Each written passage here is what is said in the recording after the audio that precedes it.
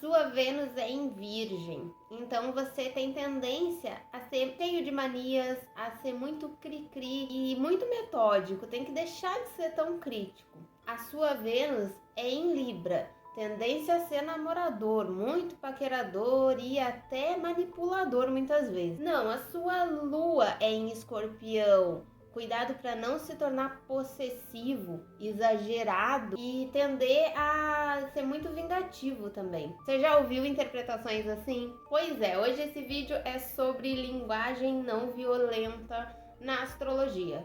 Infelizmente é bem comum a gente receber umas interpretações assim. E é essas interpretações que fazem com que a gente, muitas vezes, utilize o nosso mapa para aumentar a crítica, para aumentar o peso que eu tenho com aquilo que eu acredito sobre mim e intensificar ainda mais a minha cobrança. E é isso que a gente não quer que aconteça. A gente quer que você trabalhe o seu autoconhecimento e não que você arrume mais argumentos para se criticar. Se você está aqui pela primeira vez, eu sou a Flávia, essa é a Conscientize e por aqui a gente fala de astrologia e autoconhecimento.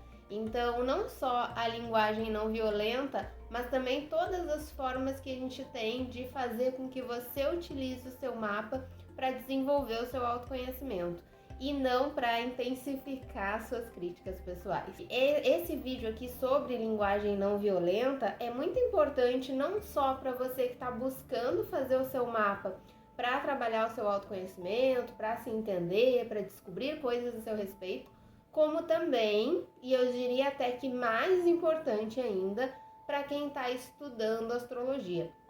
Porque somos nós, né, que vamos fazer análises, que vamos entregar um material para a pessoa ler, para a pessoa saber como que o mapa dela está distribuído, o que isso significa. Então somos nós que damos o tom daquilo que a gente está vendo. Quer ver uma coisa que a gente fala sobre linguagem não violenta e que as pessoas interpretam de uma maneira errônea?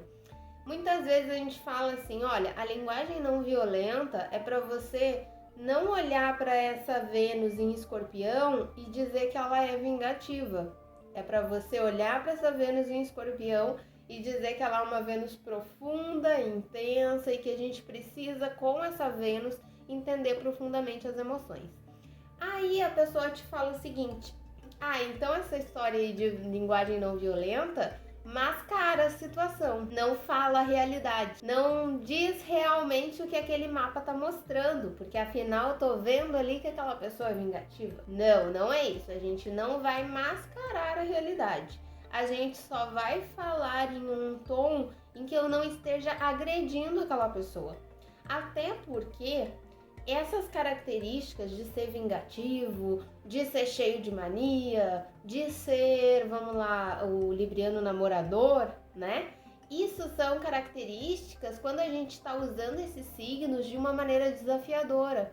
Ou seja, é justamente por esse caminho que eu quero que a pessoa tenha consciência de que ela precisa saber desvencilhar, saber ir por outro lado. É justamente esse caminho que eu não quero que ela pegue.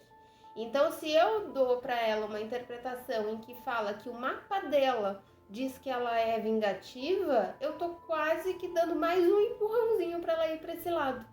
Eu preciso, tendo a interpretação, saber mostrar para ela que ao invés de ir para o lado vingativo, ela precisa trabalhar a transformação escorpiana.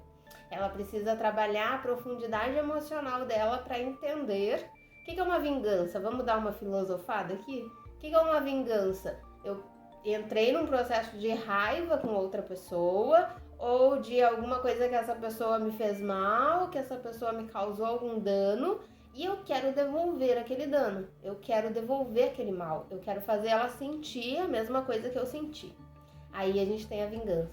Quando eu olho para esse mapa falando para essa pessoa sobre transformação, ressignificação, entender a profundidade emocional dela, eu estou auxiliando ela a entrar em contato com essa dor e não devolver, mas ressignificar isso. Trazer isso para um entendimento mais profundo em que ela saiba que ela não precisa dessa vingança para se aliviar, para tirar esse peso de dentro dela. ela pode tirar esse peso de uma forma em que realmente aquilo fique lá no passado, aquilo fique lá atrás e que não seja algo que vai atormentar ela.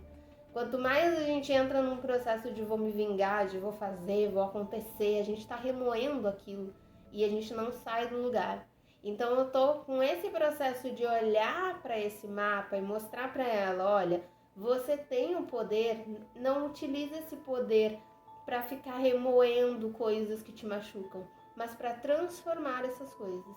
Para de repente transformar isso em um projeto em que você ajuda outras pessoas, ou transformar isso em algo que você pode tomar consciência de que aquilo foi um ato tá lá no passado, que era a consciência que você tinha naquele momento, que era o que podia ser feito naquele momento. Então, quando a gente usa uma linguagem não violenta, a gente dá possibilidades para a pessoa.